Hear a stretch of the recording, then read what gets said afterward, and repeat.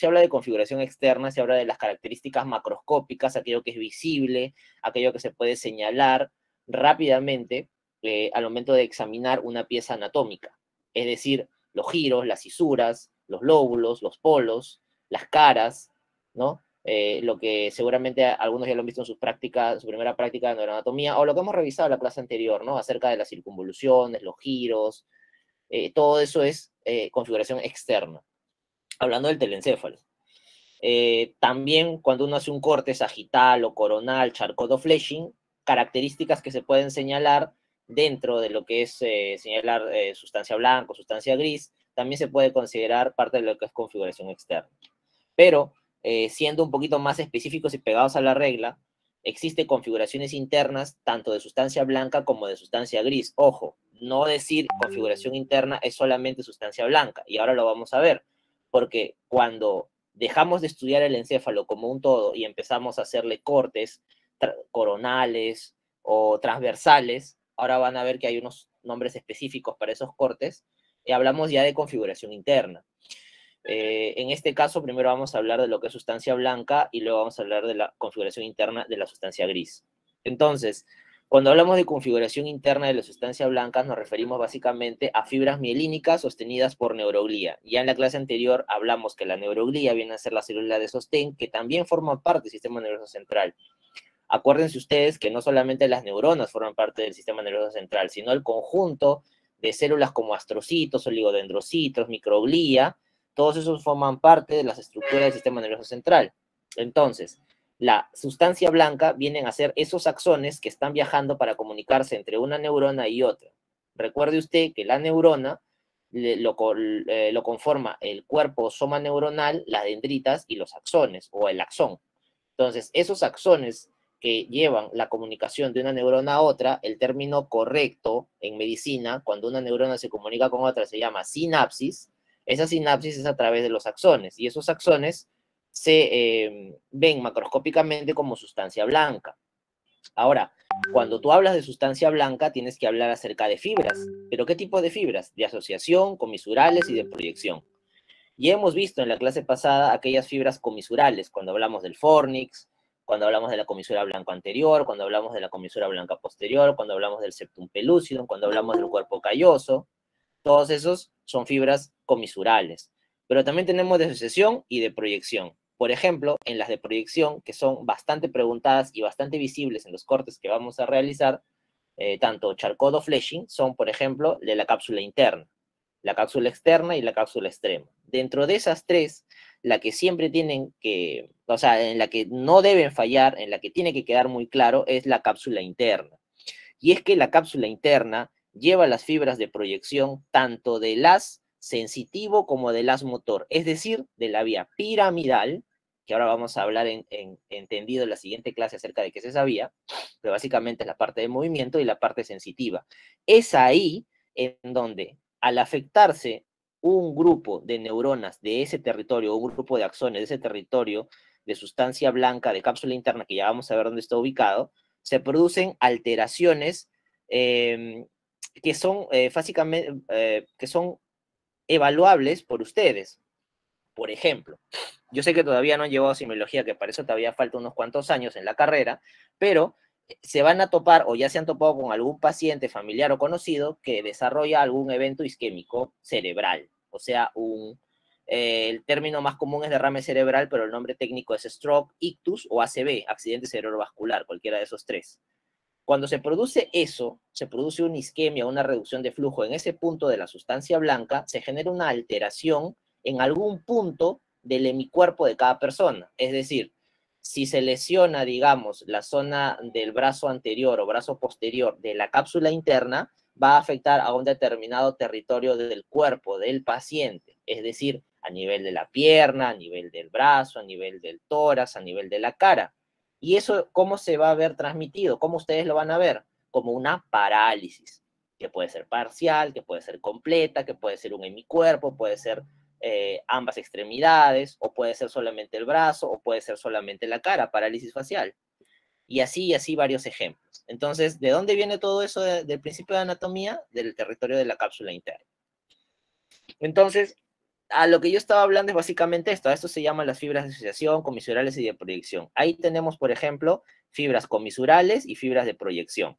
Las fibras comisurales, como les había comentado, uno de ellos y muy importante y muy evidente macroscópicamente es el cuerpo calloso. Ahí ustedes pueden ver las fibras comisurales, que están en color aquí representado en color verde, es la zona del cuerpo calloso, eso es el cuerpo o la zona, digamos, del cuerpo calloso, la zona principal, la zona medial del cuerpo calloso, que como pueden ver conecta o comunica los dos hemisferios. En este caso puede ser el hemisferio frontal con el hemisferio contralateral frontal del otro lado. Así también hay fibras de proyección, que son estos haces o fibras que, como ya les digo, son axones, que están yendo, digamos, de forma centrífuga o centrípeta. ¿A qué me refiero con centrífugo o centrípeto? Cuando ustedes en anatomía escuchen el término un eje o haz centrípeto, quiere decir que la información está llegando al cerebro, está llegando. ¿Qué cosa llega? Por ejemplo, pueden ser estímulos sensitivos, porque yo, por ejemplo, acerco mi mano a la estufa caliente y siento dolor y calor a la vez.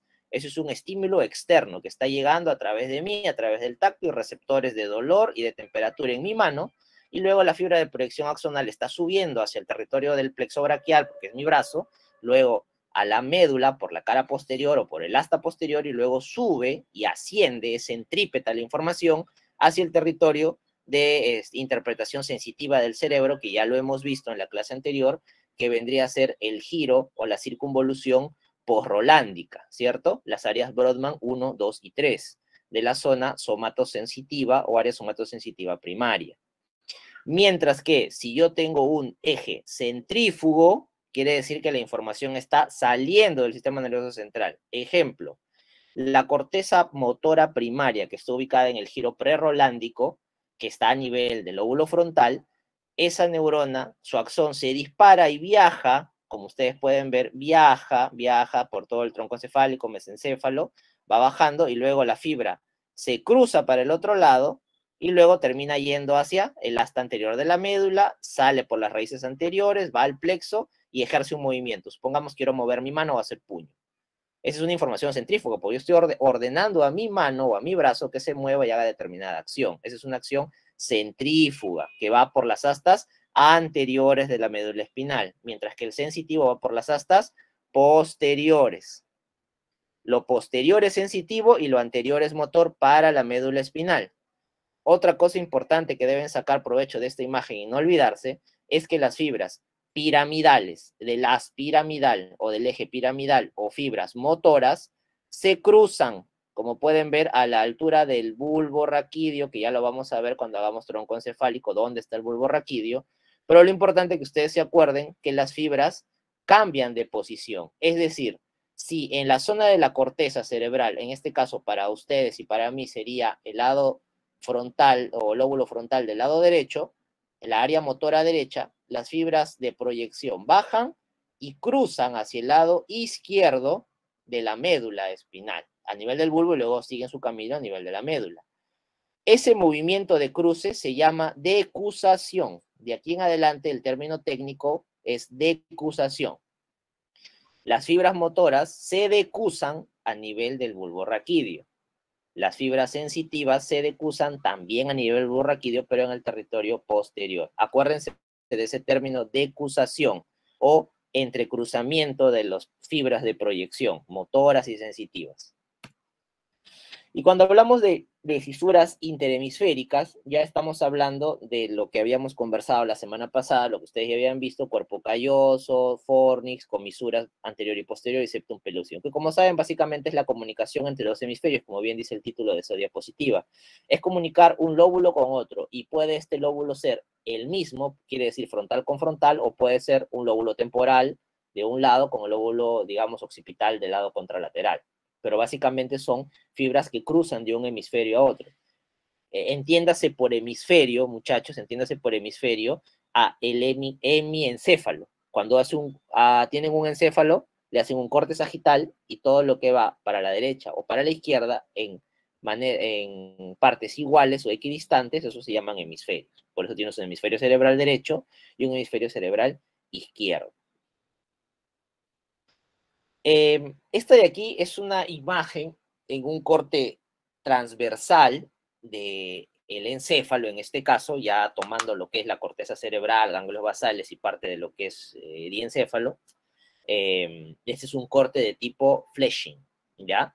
El corte de fleshing, como término técnico, se realiza a nivel o en un nivel paralelo entre la rodilla y el rodete del cuerpo calloso. Vamos a ubicarnos. Esto es anterior, esto es posterior y esto es lateral. Esto es un hemisferio cerebral y este es otro hemisferio cerebral. En este caso sería el derecho y este de aquí sería el izquierdo. Ahora bien, como les había comentado, el corte de fleshing se hace a nivel de la rodilla y el rodete del cuerpo calloso. Aquí tenemos la rodilla del cuerpo calloso en la zona medial y lo más anterior, digamos, para la línea media en este corte. Si seguimos yéndonos hacia posterior, vamos a encontrarnos con estas cavidades a manera de astas, que son las astas anteriores del ventrículo lateral. Recuerden ustedes que el ventrículo lateral es un ventrículo bastante amplio, grande, en la cual tiene varias astas, anterior y posteriores, incluso astas temporales. Entonces, este sería el asta anterior, el asta de un hemisferio y el asta del otro hemisferio. Recuerden ustedes también que los ventrículos laterales se encuentran por debajo del cuerpo calloso y en relación íntima con el fornix a través de un septum que divide un ventrículo de otro y que une el fornix con el cuerpo calloso, que se llama septum pelúcido, ¿ya?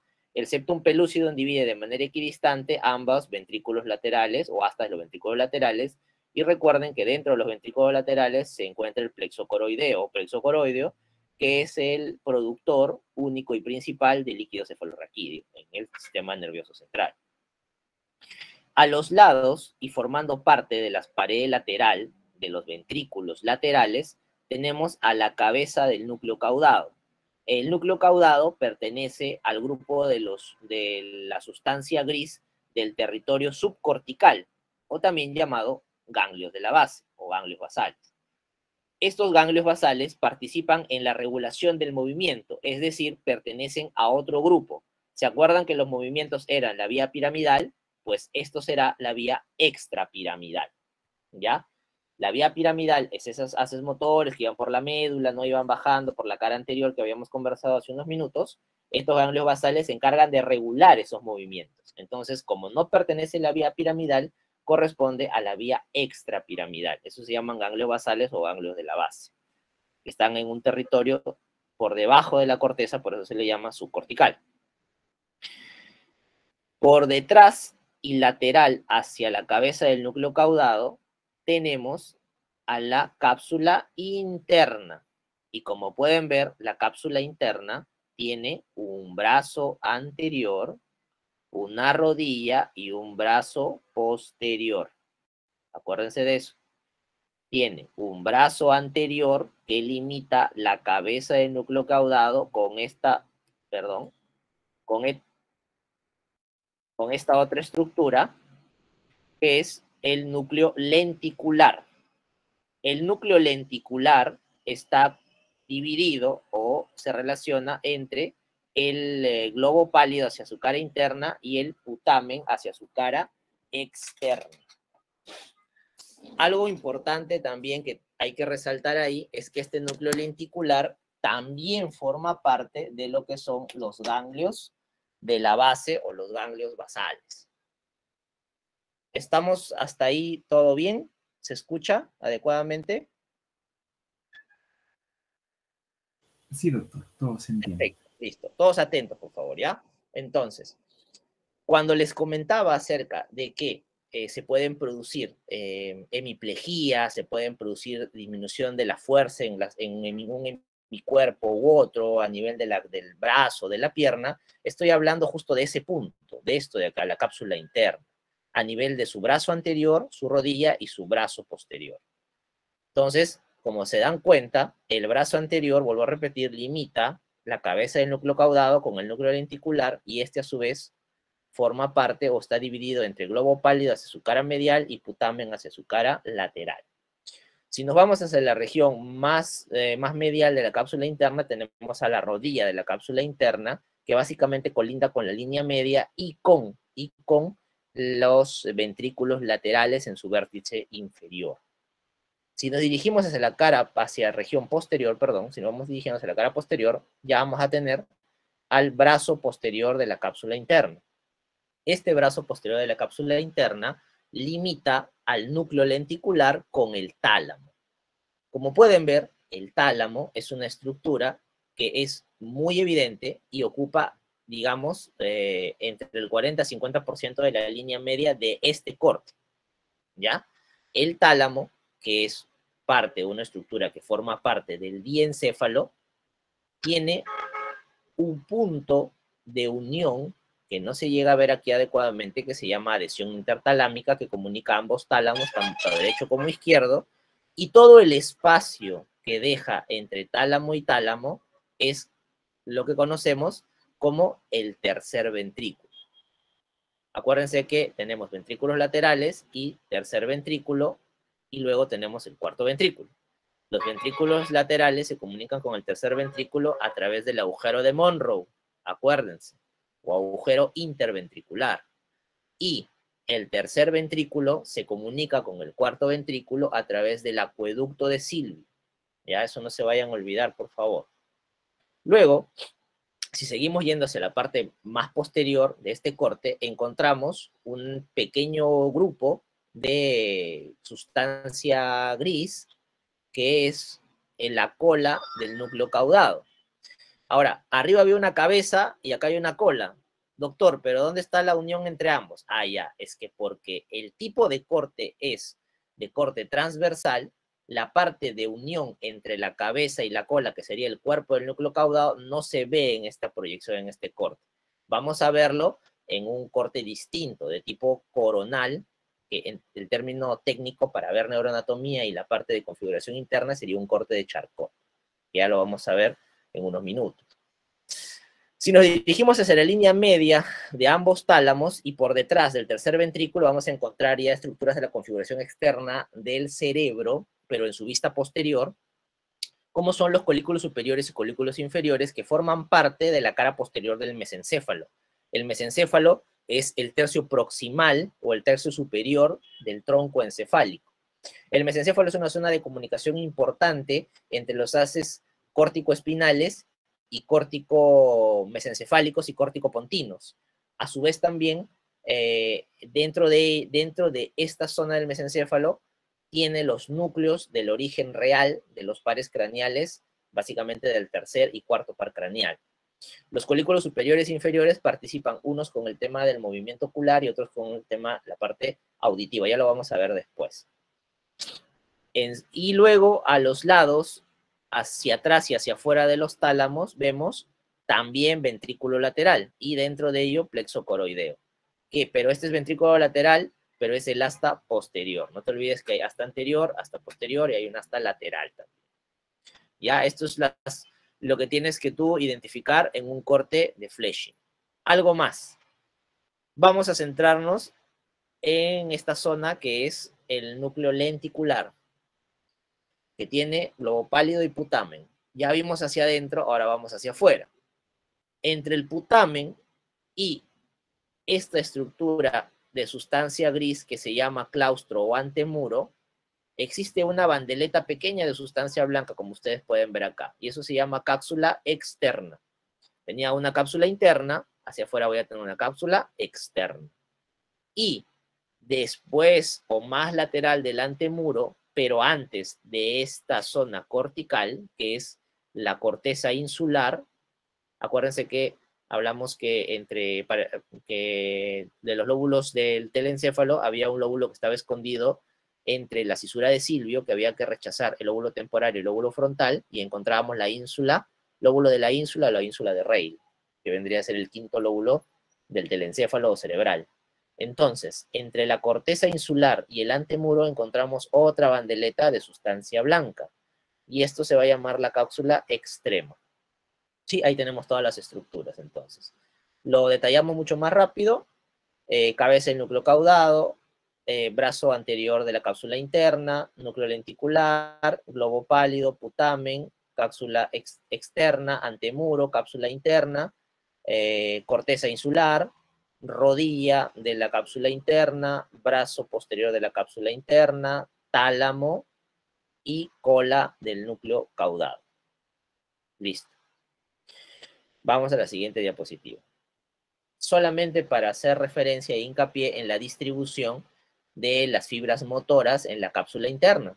Esto de aquí es un esquema en donde básicamente tenemos aquí el núcleo, la cabeza del núcleo caudado, el tálamo, el núcleo lenticular, globo pálido y putamen, y aquí tenemos la cápsula interna, ¿no?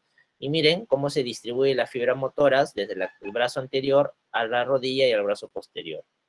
Si les pongo un ejemplo, les digo, por ejemplo, que hay una lesión que impide o lesiona el territorio del brazo posterior de la cápsula interna, tú tienes que acordarte que va a comprometer este territorio anatómico en el paciente. La rodilla, el pie, la cadera, el tronco, los dedos y hasta la muñeca. Pero el tema de lo que es la cabeza, la boca, la lengua, los ojos se va a mantener normal. La parte motora, me refiero. ¿Ya? Podrían generarles alguna pregunta tipo caso clínico relacionado con eso. Así que es muy importante aprender la distribución de las fibras motoras en la cápsula interna con relación a el cuerpo del paciente. Listo. Ya hablamos sobre configuración interna, sustancia blanca. Ahora, como pueden ver, también hay configuración externa de la sustancia gris. Entonces, esto es algo muy importante. No vayan a caer cuando les pregunten algo de configuración interna, tienen que detallarles si le están preguntando sobre sustancia blanca o sustancia gris. No confundirse en eso, ¿ya? Entonces, de la sustancia gris ya hemos hablado porque ya lo hemos visto con el corte de Fleshing. Ahí tenemos el cuerpo estriado, tenemos al núcleo caudado, al núcleo lenticular, al claustro o antemuro, y nos falta ver solo lo que es el tema del hipocampo, porque el tálamo también ya lo hemos, digamos, señalado. Ahora bien, algo importante. El núcleo caudado, que tiene cabeza, cuerpo y cola, y el núcleo lenticular, que está dividido en globo pálido y putamen, que ya lo hemos señalado, tanto el núcleo caudado como el núcleo lenticular, ambos forman el cuerpo estriado. Ojo, si lo tomamos, digamos, como una serie de conjuntos, uno dentro de otro, podríamos decir que el cuerpo estriado es digamos, el continente principal, y dentro del cuerpo estriado tenemos el núcleo caudado y el núcleo lenticular. Y cada núcleo a su vez ya se divide en, para el núcleo caudado, cabeza, cuerpo y cola, y para el núcleo lenticular, en globo pálido y putamen. Ojo, no se vayan a olvidar, el cuerpo estriado está formado por el núcleo caudado y por el núcleo lenticular, ¿sí? No se vayan a olvidar de eso.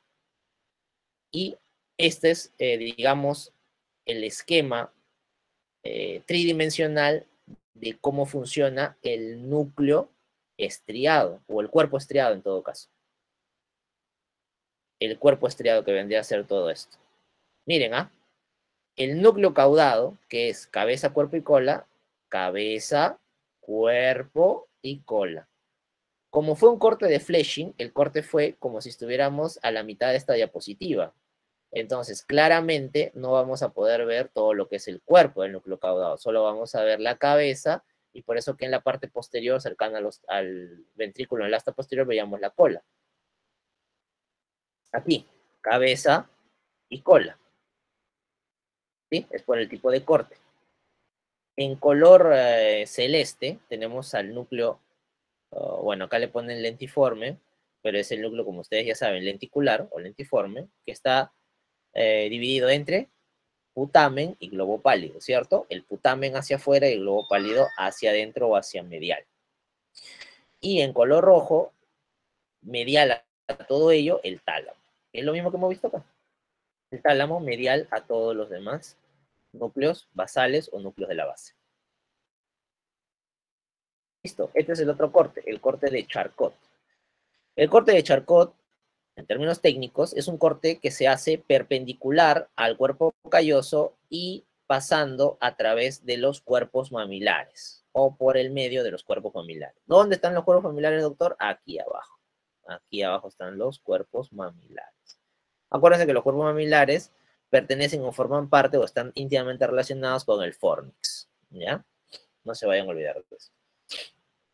Entonces, en el corte de Charcot vemos lo mismo, es básicamente las mismas estructuras que hemos visto en el corte de Fletching, pero obviamente en otra distribución.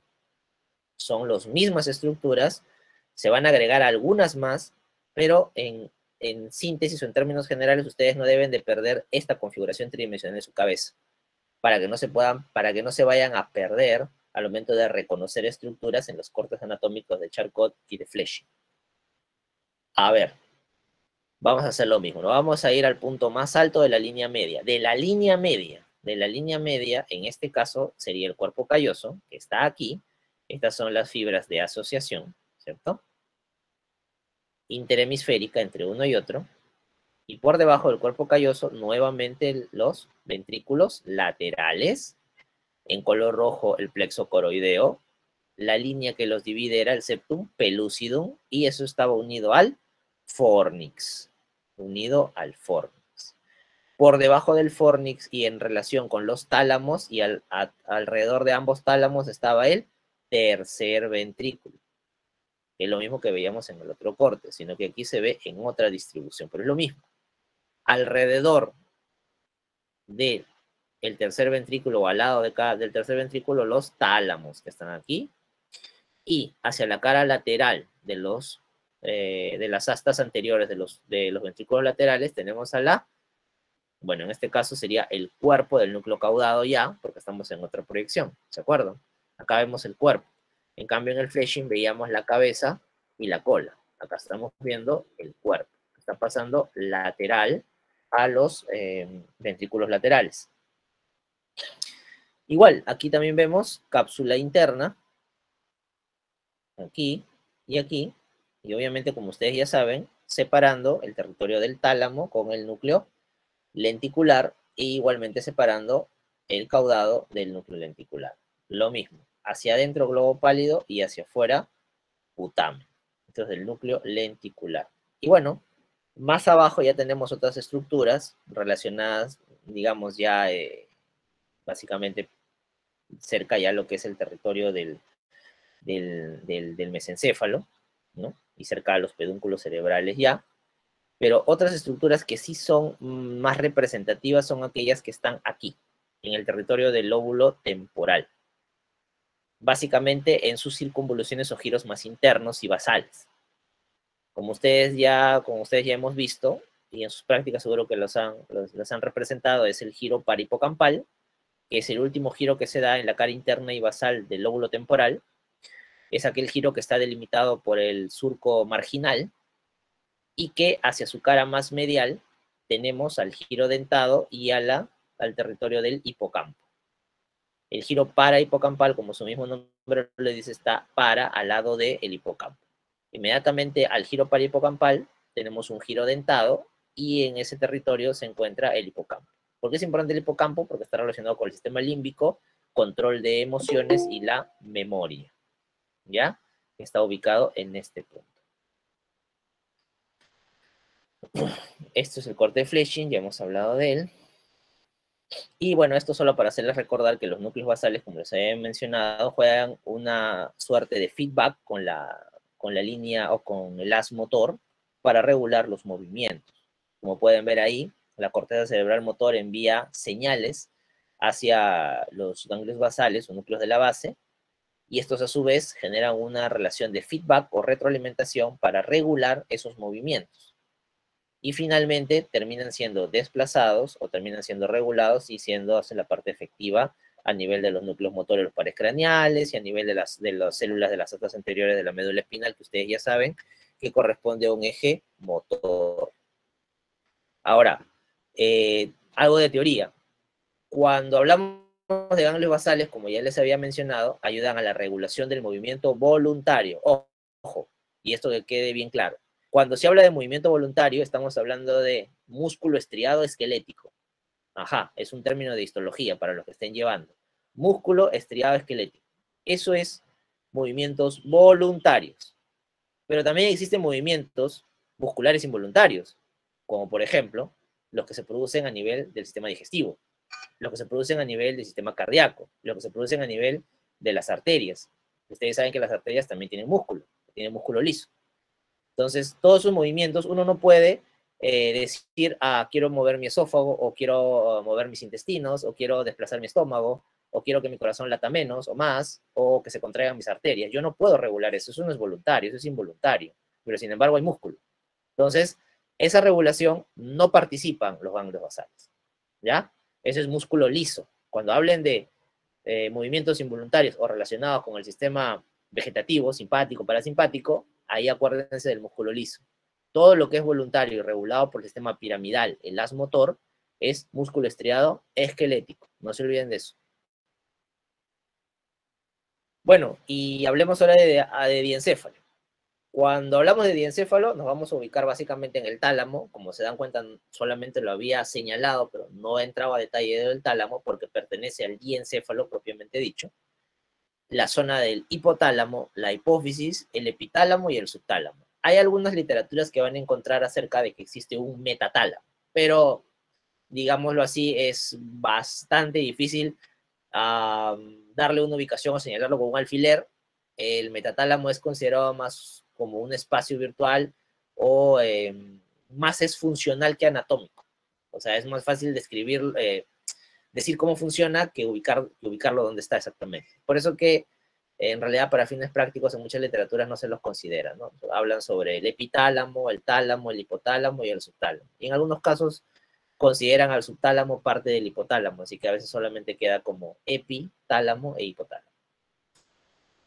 Todos esos forman el diencéfalo. Ojo, el diencéfalo está inmediatamente por debajo del fornix. Es decir, está en íntima relación con el tercer ventrículo, ¿sí? Y se diferencia hacia su parte más basal porque no está relacionado con el mesencéfalo. Es decir, que ni bien empieza el tronco encefálico, ahí termina el diencéfalo. Ese es su límite. Ese es su límite. Entonces, cuando hablamos de diencéfalo, hablamos de tálamo, hipotálamo y epitálamo, como ya había mencionado. En el tálamo existen un montón, una serie de núcleos talámicos, y cada quien tiene una acción, una función distinta, pero finalmente todas se relacionan, todas se autorregulan también. Y a veces el tálamo, o en muchas ocasiones el tálamo es un centro de estación o de relevo, donde los estímulos accionales descansan, que vienen algunos subiendo y otros bajando del territorio medular, para luego desplazarse al punto final en el territorio de la corteza cerebral, básicamente para los que es el tema sensitivo. Ya, o sea, ascienden por el asta posterior de la médula espinal y tienen una estación de descanso, que habitualmente es su tercera neurona, a nivel del tálamo. En la región del hipotálamo es básicamente relacionado con lo que es regulación endocrina y de algunas funciones como pueden ser la temperatura en el cuerpo humano. El termostato del ser humano está a nivel del hipotálamo, eso tienen que saberlo. Y muchas de las hormonas que ustedes van a estudiar más adelante, o con algunas que quizás ya se hayan mencionado, quizás la hormona tiroidea, la hormona gonadotropina, la hormona de crecimiento, y otras más, están o son estimuladas por el hipotálamo, porque el hipotálamo es un territorio de células especializadas de desarrollo neuroendocrino. Y luego, bueno, estas van a ir a estimular una glándula que es la hipófisis o glándula pituitaria, que es aquella glándula que descansa en la silla turca. Ya ustedes saben, cuando hemos hecho el segmento de cabeza, que la silla turca es aquella estructura que se encuentra ubicada en el territorio de la bóveda media de la base de cráneo vista por endocráneo, ¿cierto? Aquella que está delimitada por las apófisis clinoides anteriores y posteriores. Bueno, eso creo que ya lo tienen claro. Y la región del epitálamo está relacionada básicamente en la región posterior y superior del diencéfalo y está relacionado con la glándula pineal y los núcleos avenulares o la avénula, que a veces también se encuentra como solamente avénula, y está relacionado básicamente con la regulación del sueño y también participa de fenómenos de interpretación olfativa. Esto es el tálamo, ambos tálamos, el tálamo derecho, el tálamo izquierdo, y como les había mencionado en un corte de Fleming, bueno, aproveché el corte de Fleming, pero no se podía ver adecuadamente, ambos tálamos se comunican a través de una adhesión o un punto medio que se llama adhesión intertalámica. Como pueden ver, toda la serie de núcleos talámicos que ven ahí en esa leyenda de la diapositiva, a su vez se agrupan en núcleos laterales, mediales y anteriores, en donde los núcleos laterales son, digamos, los más prominentes, los que son mayor número, y hay un núcleo bastante grande que ocupa toda la región del polo posterior del tálamo, que es el pulvinar o pulvinar del tálamo, que está en íntima relación con los cuerpos geniculados mediales y laterales que participan en lo que es, uno participa en el fenómeno de la audición y otro participa en el fenómeno de la visión. Ya lo vamos a ver cuando veamos lo que son movimientos oculares y cuando hablemos algo de audición. Y si, bueno, ya lo han tocado en la clase en el segmento de cabeza, enhorabuena. Esto es lo que ya les había comentado, solo para ampliar un poco de eso, ya lo hemos conversado. Esa región pequeñita que ven ustedes ahí, sombreada en color rojo, es la región del hipotálamo. Es una zona bastante pequeña a comparación de todo el hemisferio cerebral que se ve ahí, ¿no? Con el tronco encefálico y el cerebelo. Pero esa zona tiene células, como les comentaba, especializadas, neuroendocrinas. Esa zona estimula casi todas las hormonas que se encargan de regular el eje endocrino del ser humano. Y todas ellas son productoras de hormonas estimulantes que van a ir a hacer efecto en esta glándula pequeñita que está debajo de este tallo hipofisiario, que es la glándula hipófisis, ¿ya? O glándula pituitaria. Y en esa diapositiva se ve claramente lo que les digo, el hipotálamo estimula y todas son hormonas estimulantes, como pueden ver, y luego de que se concreta ese cambio de estímulo a nivel de la hipófisis o la pituitaria, terminan yendo por el torrente sanguíneo a través del sistema portihipofisiario, que es un sistema sanguíneo venoso, al torrente sanguíneo central, fuera de la barrera hematoencefálica, en el territorio, las arterias que ustedes conocen, arterias todas las ramas de la aorta, y van a estos órganos, a las células de estos órganos, a estimular la producción de las hormonas provenientes de estos mismos órganos, valga la redundancia. Por ejemplo, acá la hormona ACTH, que es la hormona estimulante del territorio suprarrenal o corticotropa, para producir o estimularse en la glándula suprarrenal y producir aldosterona, cortisol y adrenalina. Otro más sencillo, que es la hormona estimulante de tiroides, que se llama TSH, que va a ir y viajar hasta la glándula tiroides, que ya la hemos conocido cuando hizo el segmento de cuello, y a través de las células que están en la glándula tiroides va a producir tiroxina y calcitonina, obviamente, como ustedes ya seguro han estudiado en histología, con apoyo del yodo, ¿no? Y así, hormona de crecimiento, hormona folículo estimulante, hormona luteinizante para el tema ya cuando están en el fenómeno de la lactancia, y otras relacionadas con la neurohipófisis, que vendría a ser la hipófisis posterior. Aquí. Voy a aprovechar esta diapositiva para decirles algo más. La glándula pituitaria se divide en dos porciones muy importantes. Eso es muy preguntado, chicos. El territorio de la adenohipófisis, que viene a ser la hipófisis anterior, y la neurohipófisis, que viene a ser la hipófisis posterior. En la hipófisis anterior, que es la adenohipófisis, se segregan todas estas hormonas que estábamos hablando, que están en esta parte de aquí, en la parte baja. Mientras que la neurohipófisis se encarga de dos hormonas, la oxitocina y la vasopresina. ¿Ya? Esas dos hormonas que básicamente vienen ya desde el hipotálamo y solamente terminan pasando por la neurohipófisis, segregándose para ir a actuar en diversos órganos. Por ejemplo, la oxitocina se encarga de la regulación de la contracción del útero durante el proceso el parto, ¿ya? Para que lo sepan, la oxitocina. La contracción uterina hace pues que poco a poco el producto vaya encajando y luego pase a través del canal vaginal y la dilatación propia de la vagina para, bueno,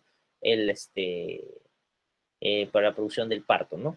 Y posterior alumbramiento para la salida de la placenta. Y en el tema de la vasopresina, es un regulador a nivel del riñón. Los que han hecho histología se acordarán que tenemos conductos colectores en todo lo que es el eje de la nefrona por histología. Hay un territorio importante donde se encarga de recoger la mayor cantidad de moléculas de agua y la vasopresina es un regulador de eso, ¿ya? Entonces, eso es relacionado con la neurohipófisis. Y para terminar, vamos a ver lo que es el hipocampo. El hipocampo, como les había mencionado, viene a estar ubicado hacia la zona medial y basal del giro parahipocampal del temporal, del lóbulo temporal, y está íntimamente relacionado con lo que es el sistema límbico, sistema de emociones y regulación y evocación de memoria a corto plazo, y participa también en el fenómeno a largo plazo. El nombre de hipocampo es básicamente, como ustedes saben, por la forma que tiene la cola de este animal marino, que es el conocido como caballito de mar o hipocampo, por la forma que tiene la cola, y es así también la forma que asemeja en el territorio más basal y distal del giro parahipocampal y del giro dentado, ¿no? Abajo. Y como ven, en esta pieza cadavérica está relacionado con el fornix, que viene a ser esto, el fornix. Y ahí, como pueden ver, el hipocampo está en la parte más basal, lo mencionamos en el corte, que es un corte de Charcot, un corte de Charcot en la parte más basal, en el giro parahipocampal en su cara medial y basal. Ahí está el hipocampo. Aquí también se puede ver mucho mejor esquemáticamente, vuelvo a repetir, este es el fornix, como pueden ver, tiene unos pilares, unas columnas anteriores y unos pilares posteriores, y los pilares posteriores están relacionados con el giro dentado y con el hipocampo, que sería en su parte más basal. Aquí también, otro esquema es lo mismo. Aquí tenemos el fornix y aquí tenemos al hipocampo en su cara medial basal. Estos son las parte de lo que son la configuración interna con sustancia blanca, lo que habíamos hablado, ¿no? Cuerpo calloso, fornix, comisura blanca anterior y posterior. Bueno, aquí estamos repasando un poco de eso. Eso ya lo hemos visto en la clase anterior.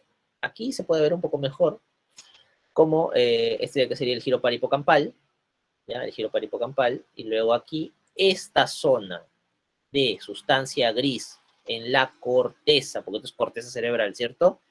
Esta corteza cerebral se enrolla sobre su mismo eje, asemejando la cola de un caballito de mar o hipocampo, y esto pues es el hipocampo, que como pueden ver, para fines de pregunta, está íntimamente relacionado con el asta temporal del ventrículo lateral. Ojo, con el asta lateral del ventrículo lateral. Asta lateral o asta temporal del ventrículo lateral. Miren, está íntimamente relacionado. Y esto es corteza cerebral, ¿sí? Sustancia gris, eso es el hipocampo, sustancia gris. Es de la conformación ya de lo que hablamos del núcleo del cuerpo estriado, ¿no? O cómo se vería y dónde estaría ubicado. Y bueno, hablar del sistema límbico ya lo hemos comentado en la otra clase, es un sistema básicamente encargado de lo que son las emociones y el control de la memoria. Está considerado dentro de lo que es,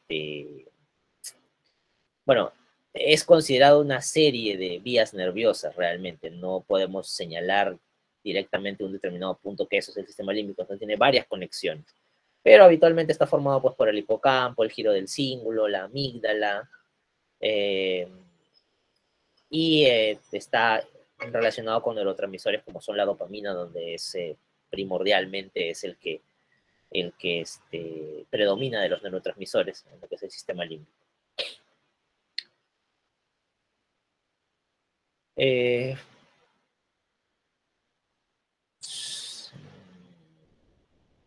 Sí, y ahí, esa diapositiva es creo que importante volver a verla, en la clase anterior la vimos.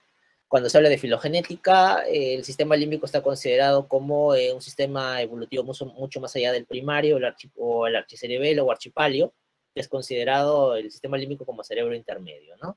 Donde básicamente está el tema de o comprendido lo que son las emociones. Las emociones no son consideradas, digamos, consideradas dentro del neocórtex o neopalio, que sería el cerebro racional. Esas son ya para tareas un poco más sofisticadas y complejas, ¿no? Que nos hacen de por sí ser seres humanos, seres racionales. Y esas son todas las estructuras que involucran el sistema límbico, como les había mencionado. El hipocampo, la amígdala, Ahí falta lo que es el giro del cíngulo, ¿ya? Porque el giro del cíngulo también forma parte de todo el sistema límbico.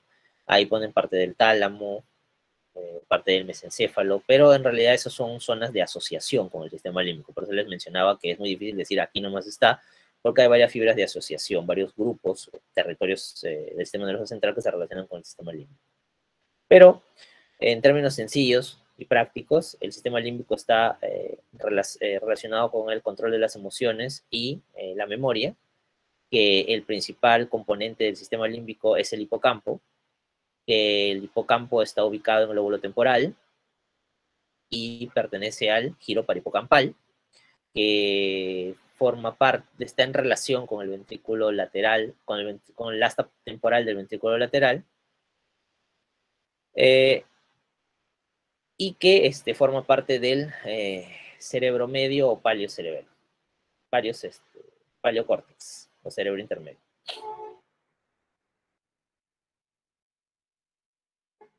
Listo. Hasta ahí. Vamos a ver lo que es el tema de la configuración interna. Ya hemos terminado eso.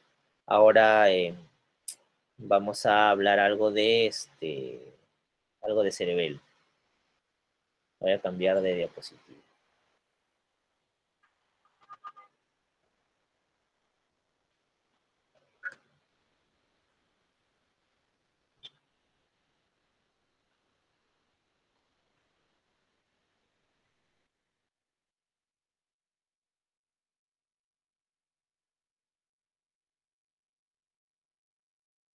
Por favor, ¿se ve la imagen, la diapositiva?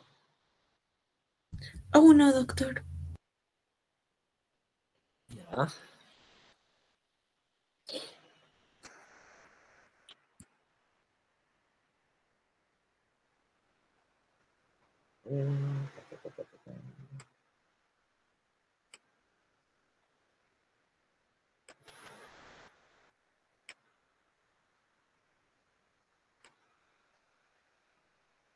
¿Ahora se ve? Sí, ahora sí se mira, doctor. Excelente. A ver, entonces, cuando hablamos de cerebelo, tenemos que, primero vamos a ubicarnos en el espacio. A ver, cuando estudiamos la base de cráneo vista por endocráneo, nosotros, o bueno, les enseñaron a ustedes a dividir que había una bóveda craneal anterior, media y posterior. La bóveda craneal posterior es donde estaba el seno sagital, el seno recto, donde podías ubicar el foramen magno o agujero magno, por donde pasaba la médula oblonga o médulo bulbo raquídeo, ¿no? Estaba el hueso occipital principalmente, ahí, pero por endocráneo. Entonces, el cerebelo descansa en esa bóveda craneal posterior, o fosa craneal posterior, por debajo del lóbulo occipital y por detrás del tallo encefálico o tronco encefálico. El cerebelo también forma parte del sistema nervioso central. El cerebelo se encarga básicamente de la coordinación, el equilibrio y la regulación de los movimientos a través de las vías motoras. Es un órgano integrador de estos haces, estas fibras o estos sistemas que he mencionado.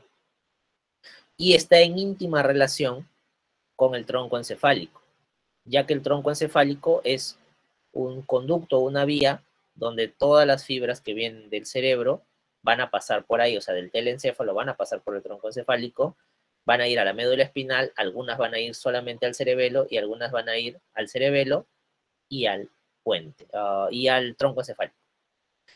Entonces, para que existan estas comunicaciones y estos haces vayan de un lado al otro, se necesitan unos puntos de comunicación, ¿cierto? Como si fueran unas carreteras o vías de un tren.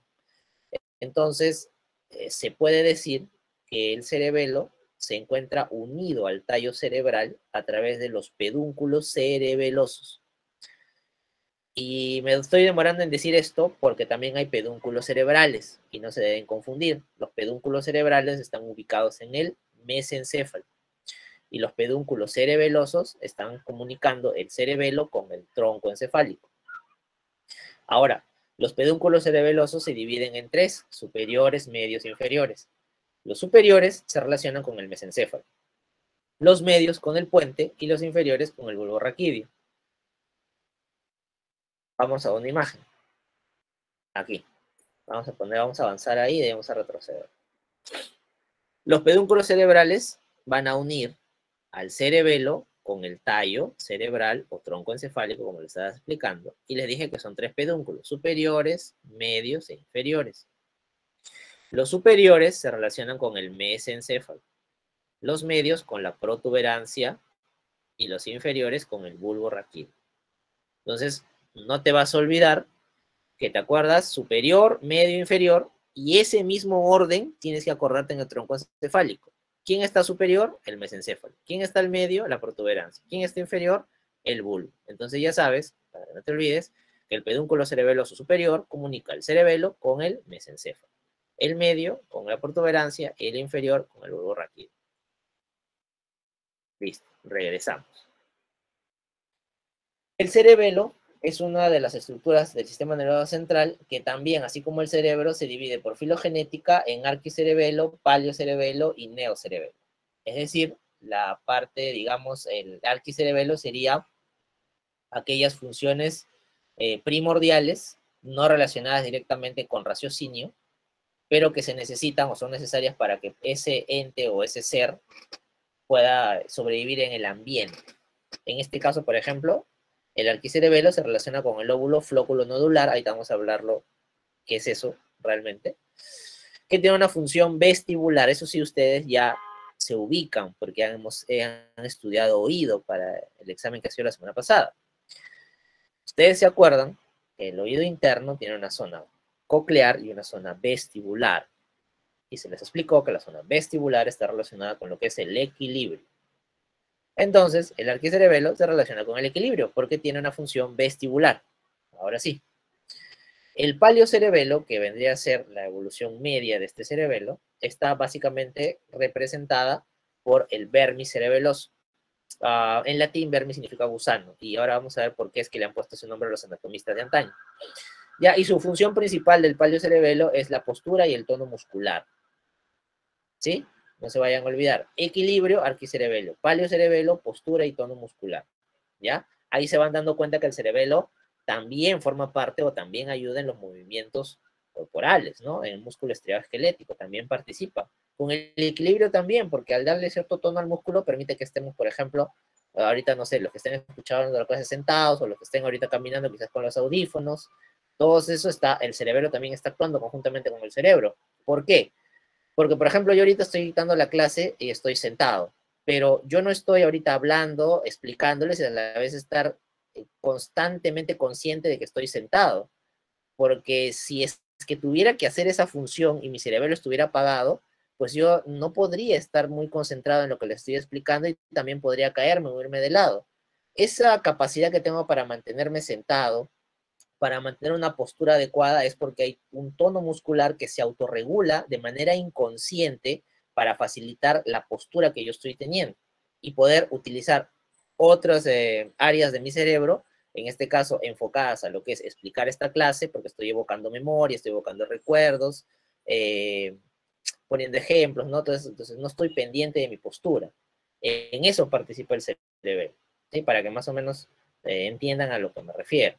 Y el neocerebelo ya está, es un poco más complejo ya porque participa de movimientos voluntarios, ¿se dan cuenta? Ya ahí está íntimamente relacionado con lo que es el haz piramidal. Ya habíamos hablado hace unos 30 minutos atrás. Bueno, vamos a describir la configuración externa del cerebelo. A ver, en color naranja se encuentra lo que es el paliocerebelo, en color amarillo el arquiocerebelo o la región o el sistema flóculo nodular. Ya lo vamos a ver porque ya es lo que se veía acá en la diapositiva anterior, les decía, desde el lóbulo flóculo nodular, que en realidad es un sistema realmente flóculo nodular. Aquí en color naranja, el paliocerebelo, esto que está en el medio, que parece una oruga, eso se llama el vermis, y por eso se le llama así, porque en latín, como decía, es gusano, por la oposición, por la forma, como se ve externamente, los anatomistas le pusieron vermis, y al costado del vermis se ven como dos protusiones a manera de orejuelas, que son las amígdalas cerebelosas, ¿ya? Y ya en color azul tenemos al neocerebelo, con todas las laminillas y esas cisuras que aparecen múltiples, que hay características en el cerebelo que en líneas generales no ayudan mucho para poder dividir funciones. No es muy importante saber el nombre de estas cisuras. Bueno, acá están referenciadas en color blanco los pedúnculos, ¿ven? Los pedúnculos, pero cerebelosos, superior, medio e inferior. Bueno, y los velos medulares, que ahorita vamos a hablar un poquito más de eso. Entonces, esta de aquí sería una vista inferior del cerebelo. Una vista inferior. Entonces, cuando hablamos de cerebelo y lo describimos por fuera, vamos a hablar sobre un cuerpo y sobre un lóbulo flóculo nodular. Ahora sí. Cuando hablamos del cuerpo, hablamos de los lóbulos, pues, los lóbulos anteriores y los lóbulos posteriores. Y cuando hablamos del lóbulo flóculo nodular, vamos a tenerlo básicamente visto en su cara inferior, que sus límites básicamente se relacionan con los pedúnculos cerebelosos. Aquí. Vamos a ubicarnos por colores. Lo primero es que esto es una cara inferior del cerebelo, es una cara inferior y a la vez una cara anterior. ¿Por qué? Porque si esta es la posición del cerebelo, es como si nosotros fuéramos el tronco o el tallo encefálico, ¿sí? Estamos viendo, si nosotros fuéramos el tronco encefálico, estaríamos viendo hacia atrás, y eso sería la cara que estaríamos viendo del cerebelo. ¿Qué son estas estructuras que están aquí, entre el color rojo y el color rosado, el color celeste, digamos? Esos son los pedúnculos, como bien acá ven, cerebelosos, ¿ya? Estos son los puntos de conexión con el tronco encefálico. Los tres pedúnculos que ya saben, superior, medio e inferior, por encima, por arriba, y entre ambos pedúnculos encontramos el velo medular superior, y por debajo el velo medular inferior. Así de fácil, más o menos. El velo medular superior también se le conoce como válvula de Busens, ¿ya? Que no les sorprenda si es que les preguntan de esa manera, válvula de Busens. Y el velo medular inferior está formado por dos estructuras, pero la principal es la membrana de Tarín, se le llama, o velo de Tarín, ¿ya? El de arriba, válvula de Busens, y el de abajo, velo de Tarín, o membrana de Tarín también se le llama. Esas dos forman el techo, bueno, o limitan el cuarto ventrículo, porque como pueden ver aquí, este espacio vacío es el cuarto ventrículo. Este espacio que está acá, aparentemente triangular, es el mismo que ustedes ven acá, muchachos. Este de aquí. Este es el cuarto ventrículo, pues, ¿no? Porque si acá está el tálamo, este es el tercer ventrículo, esto de aquí que ven, esta línea delgada, es el acueducto de Silvio y drena el cuarto ventrículo. Por aquí también hay plexocoroideo, así que tiene que ser un ventrículo cerebral. Entonces, esto que estamos viendo acá es como si nosotros estuviéramos aquí parados.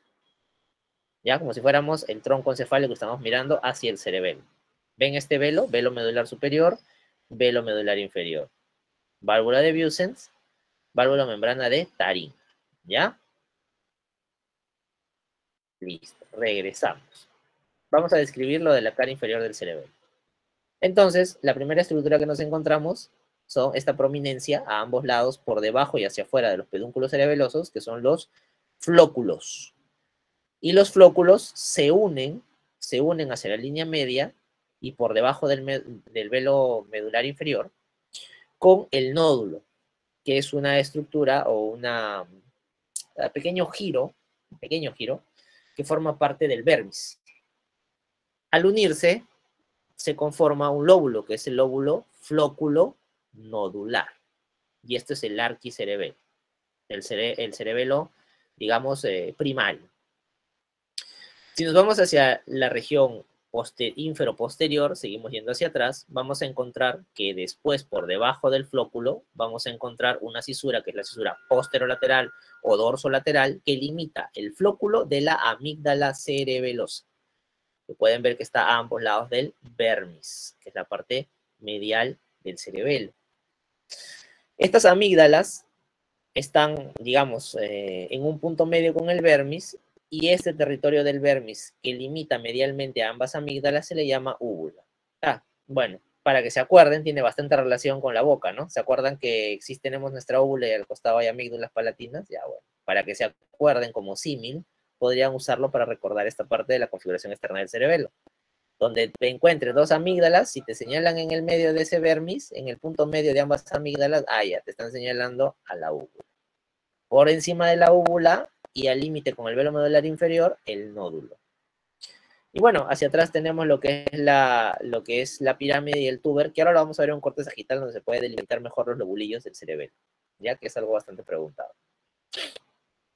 Todo lo que quede hacia atrás ya es básicamente lo que es la parte del neocerebelo, que está, bueno, en color verde.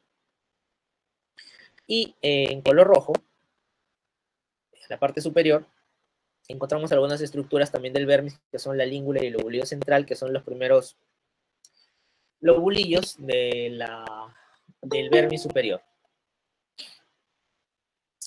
Si vemos la cara superior del cerebelo, o sea, estamos continuando. Ahora nosotros somos el hueso occipital. Creo que ahí sí nos ubicamos todos.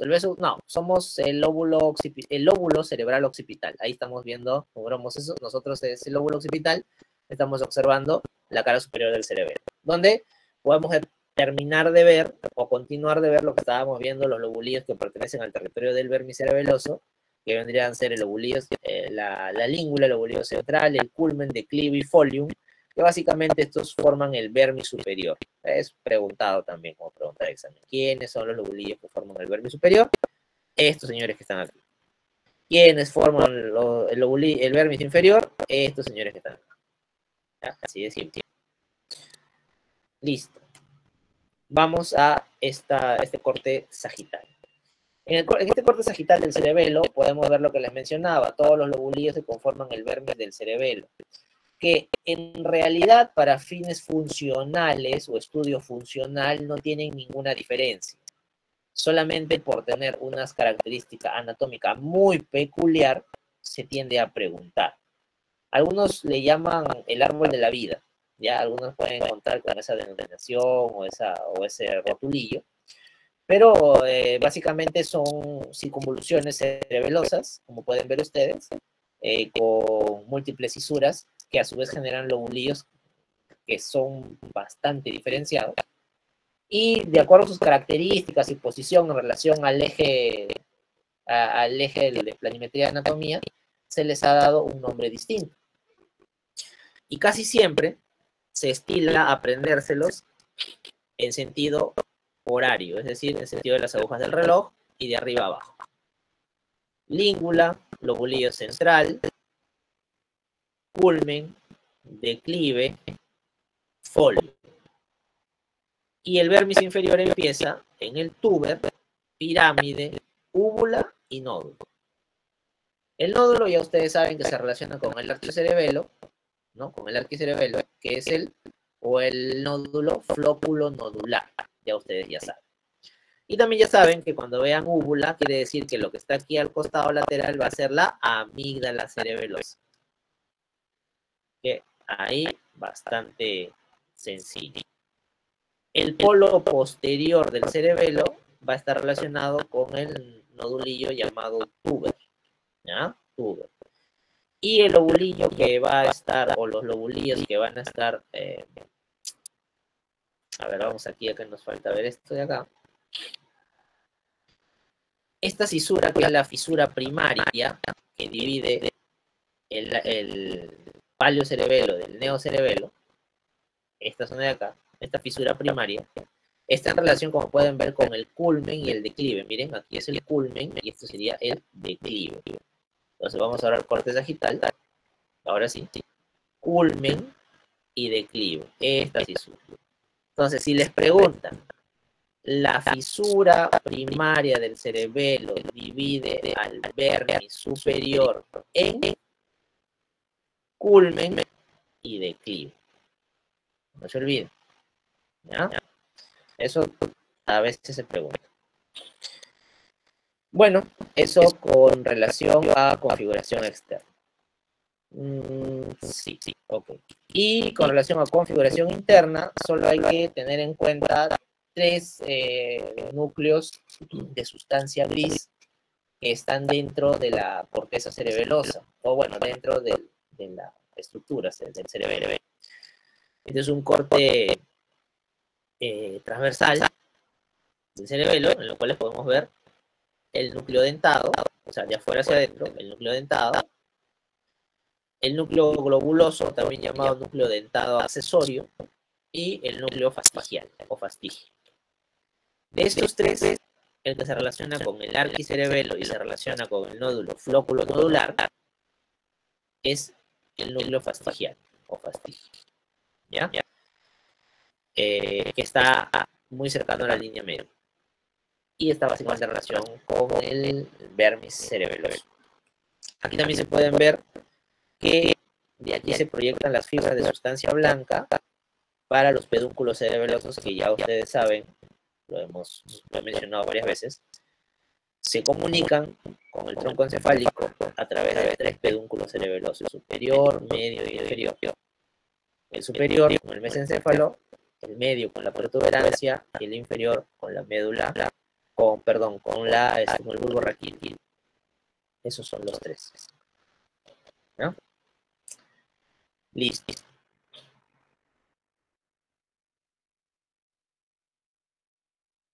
Y ahora vamos a hablar algo del tronco encefálico. Solamente vamos a ver configuración externa y ahí vamos a parar. En lo que es el tronco encefálico, como ya hemos comentado, se divide en 3 porciones: superior, media e inferior. La superior dominada por el mesencéfalo, la media por la protuberancia, que es esto que está aquí, y la parte distal o inferior por el bulbo raquídeo, o médula oblongada también se le llama. El mesencéfalo es esto que está aquí, básicamente representada por los pedúnculos cerebrales, no cerebelosos, sino cerebrales. Está limitada en su parte media por la sustancia perforada posterior y hacia la lateral envuelta por estas estructuras que es el extracto óptico, que son fibras que vienen del quiasma, que finalmente van a llegar al cuerpo geniculado lateral, que ya lo habíamos mencionado hace unas diapositivas atrás, y bueno, ya empieza un poco a juntarse la información. De la configuración externa, primero hay que saber ubicar cuáles son esas 3 partes: mesencéfalo, protuberancia y bulbo. Y lo segundo es ubicar la relación que existe con el origen aparente de los pares craneales, que es el sentido o, digamos, el punto álgido de las preguntas de configuración externa del tronco encefálico, que es el origen aparente del par craneal. ¿Por qué se le llama origen aparente? Y no solamente le digo origen y lo simplifico, porque bueno, los pares craneales tienen orígenes reales y orígenes aparentes. Los orígenes aparentes es donde aparentemente sale por ahí. Por ejemplo, tomemos de ejemplo al tercer par craneal. El tercer par craneal, como ustedes pueden ver, está naciendo anterior al tronco encefálico, ¿cierto? Está naciendo entre el mesencéfalo y la protuberancia. Pero yo no puedo decir que nace de este punto que se llama punto ciego o por debajo de la sustancia perforada posterior o entre los pedúnculos cerebrales, porque realmente su origen real está en la configuración interna del encéfalo. Vamos a avanzar de perspectiva solo para este ejemplo y lo vamos a dejar ahí hasta la siguiente clase. Aquí. Miren, este es el núcleo oculomotor del tercer par craneal. Miren realmente dónde está el origen real de ese núcleo. ¿A qué se le llama origen real, muchachos? Se le llama al conjunto de somas neuronales que conforman ese núcleo y que van a hacer la acción del par craneal. Todo el cúmulo de somas o de cuerpos neuronales están muy cercanos al acueducto cerebral. Están en la línea media del mesencéfalo, por delante del acueducto de Silvio. Y las fibras, los axones, se proyectan hacia la cara anterior, pero atraviesan este núcleo que es el cielo rojo, que es un núcleo de regulación también de los movimientos. Ya esto lo vamos a hablar, lo vamos a configuración externa otra semana. Y luego terminan saliendo, atravesando la sustancia negra, que también es parte de la configuración interna del mesencéfalo, y por delante. Y esto que estamos viendo aquí, estas líneas que salen fuera de la mesencéfalo, fuera de su mesencéfalo con un corte transversal, es lo que vemos aquí. Por eso esto se le llama origen aparente. Y a esto, origen real. ¿Sí? El origen real básicamente es configuración interna. Y el origen aparente es configuración externa. Más o menos para que quede. Al momento que lean sus textos o revisen la información que tengan a la mano, van a entender por qué se le llama aparente o real.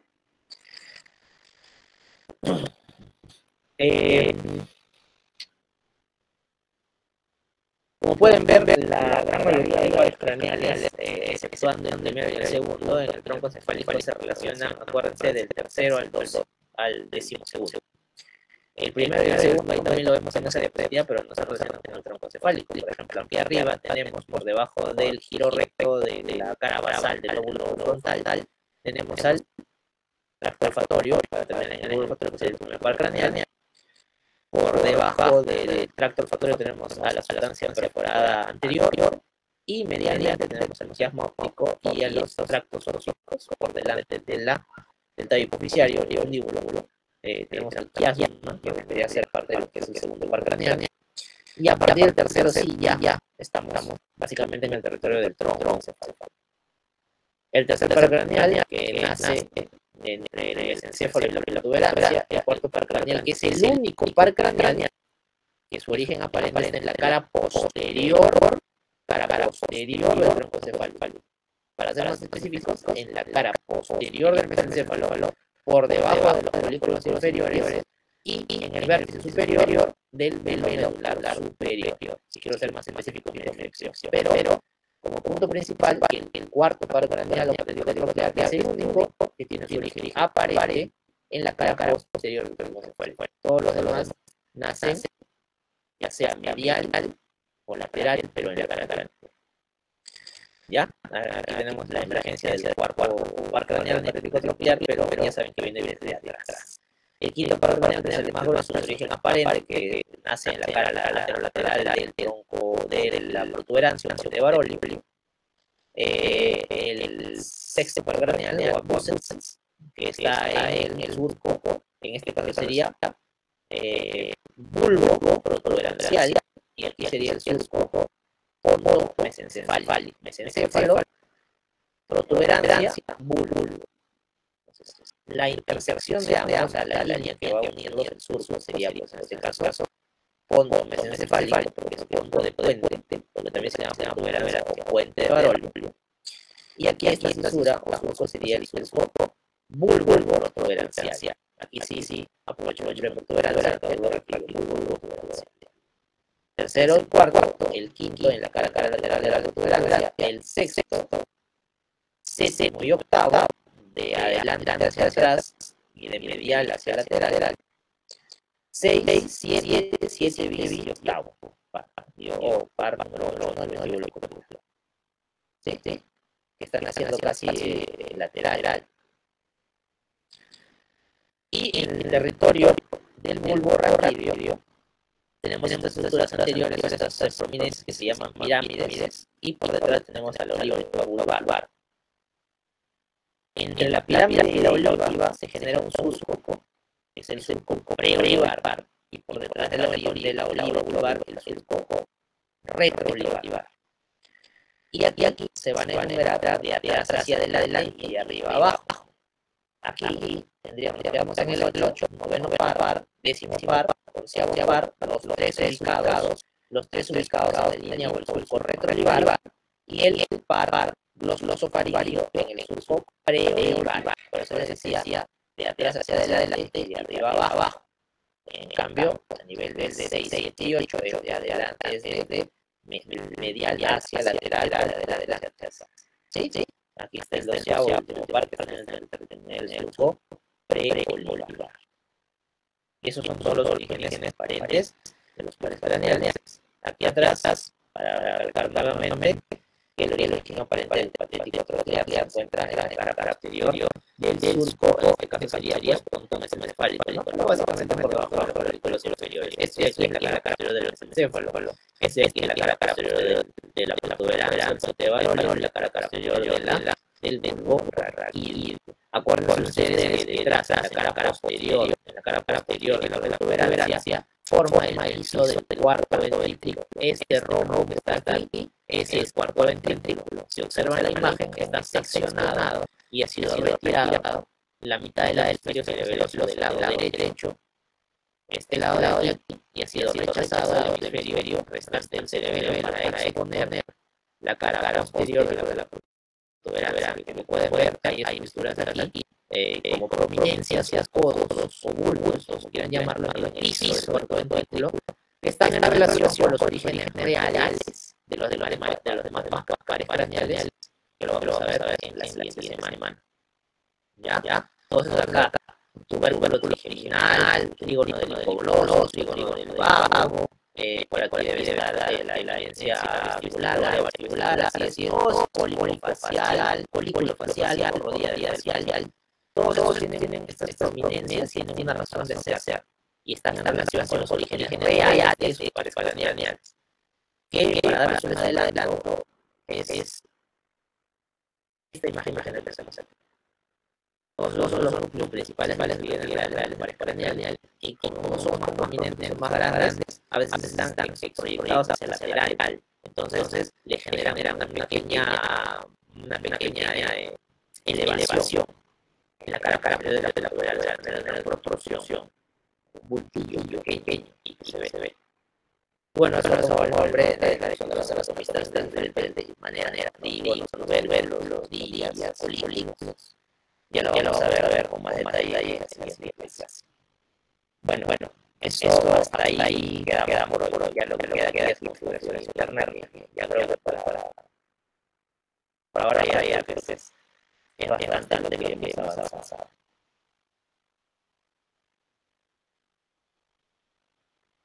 ¿Todo ok?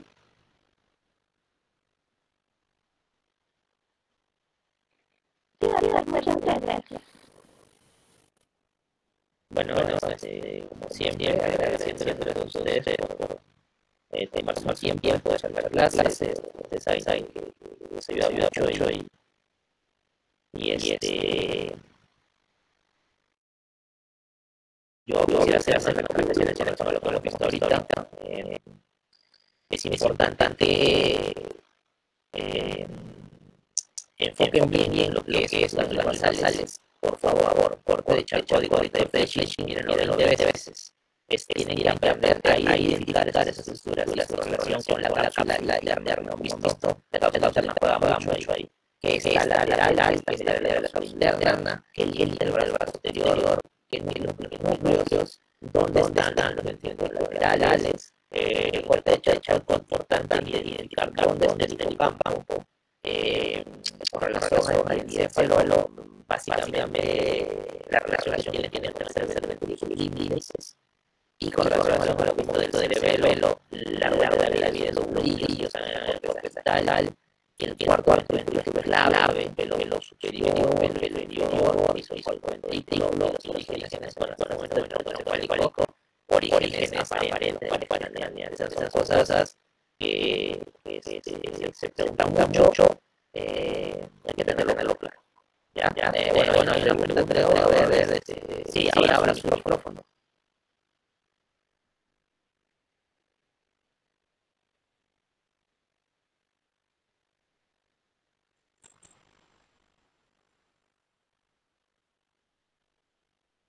Bueno, hay alguna pregunta, y si no hay ninguna pregunta, pues damos por finalizada la clase.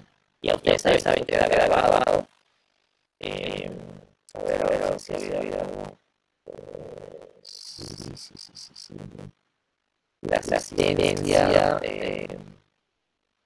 Ya todos estamos sacando la asistencia. Bueno, ahí el cargador debería haber enviado el link de asistencia en el chat. Lo que no la hecho una vez. Ahora su micrófono, ahora su micrófono, hacer la pregunta. Sí. No pudimos marcar que no había uno. Sí, claro. Ahora estará encargado de la orilla, el coordinador. Ya lo para dormir. Ya. A volar. Me gusta el lenguaje. Ya. Miren, la verdad, como les dije la pasada, yo creo que para la siguiente clase vamos a hacer algo, muchachos. Antes de que yo arranque con la clase, como aparentemente creo que la persona encargada de la melodía está presente al inicio del repaso, lo mencionamos ahí mismo. Y bueno, les mandé el link o vean cómo se soluciona. ¿Les parece? Me hacen acordar, por favor. Solucionamos los 5 primeros minutos, que ahora ya para dar 10 días va a ser muy rápido. Nadie aquí entiende eso. Sí.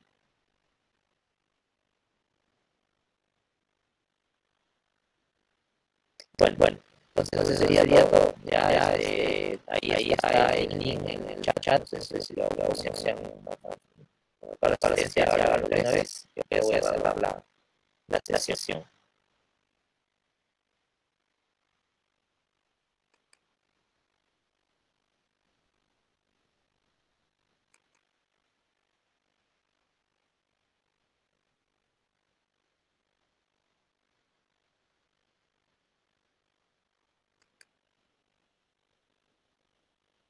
Listo, sería todo. Buenas noches. Muchas gracias, doctor. Gracias por la presencia, doctor. Muchas gracias, doctor. Buenas noches a todos. Muchas gracias, doctor.